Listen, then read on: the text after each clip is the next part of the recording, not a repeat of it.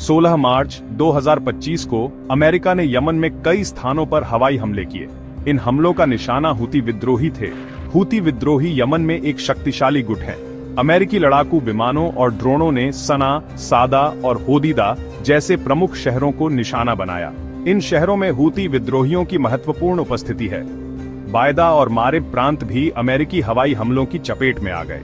इन हमलों में हूती विद्रोहियों के सैन्य ठिकाने, हथियार डिपो और प्रशिक्षण शिविर शामिल थे।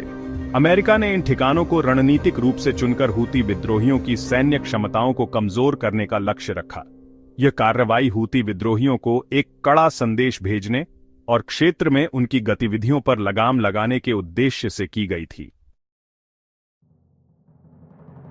अमेरिकी हवाई हमलों के कारण व्यापक विनाश हुआ और कई लोग हताहत हुए।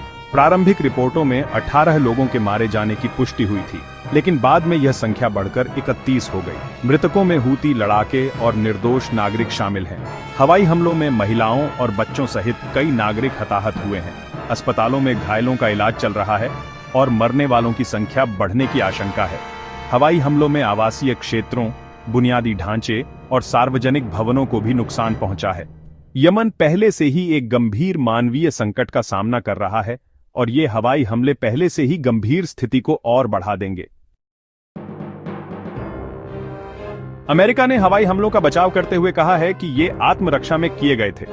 उनका दावा है कि हूती विद्रोहियों ने अंतर्राष्ट्रीय जहाजों पर हमले तेज कर दिए हैं, जिससे वैश्विक व्यापार और नेवल मार्गों को खतरा है।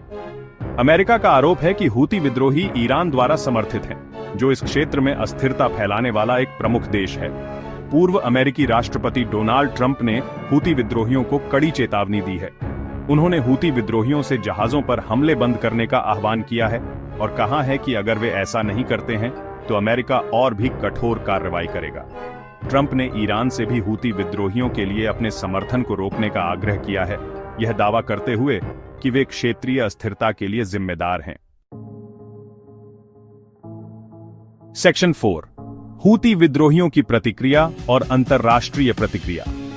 हूती विद्रोहियों ने अमेरिकी हवाई हमलों की कड़ी निंदा की है और जवाबी कार्रवाई की धमकी दी है। उन्होंने अमेरिका पर यमन में युद्ध को बढ़ावा देने और निर्दोष लोगों की जान जोखिम में डालने का आरोप लगाया है। हूती विद्रोहियों ने कहा है कि वे आत्मरक्षा के अपने अधिकार का प्रयोग करेंगे और अमेरिकी आक्रामकता का मुंहतोड़ जवाब देंगे। अंतर्राष्ट्रीय समुदाय की प्रतिक्रिया मिश्रित रही है। रूस और संयुक्त राष्ट्र ने संयम बरतने और तनाव को कम करने का आह्वान किया है। उन्होंने सभी पक्षों से बातचीत की मेज पर लौटने और एक शांतिपूर्ण समाधान खोजने का आग्रह किया है। हालांकि संयुक्त राज्य अमेरिका ने हूती विद्रोहियों के खिलाफ अपनी कार्रवाई का बचाव करते हुए कहा है कि यह अंतर्राष्ट्रीय कानून के अनुरूप है और इसके हितों की रक्षा के लिए आवश्यक है। सेक्शन 5, यमन गृहयुद्ध, एक पृष्ठभूमि।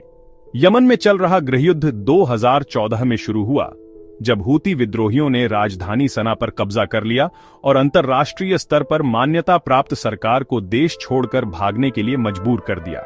हूती विद्रोही, जो देश के उत्तरी भाग में केंद्रित हैं, शिया इस्लाम के जैदी संप्रदाय के हैं। गृहयुद्ध एक जटिल और बहुआयामी संघर्ष है, जिसमें क्षेत्रीय और अंतर्राष्ट्रीय शक्तियां शामिल हैं।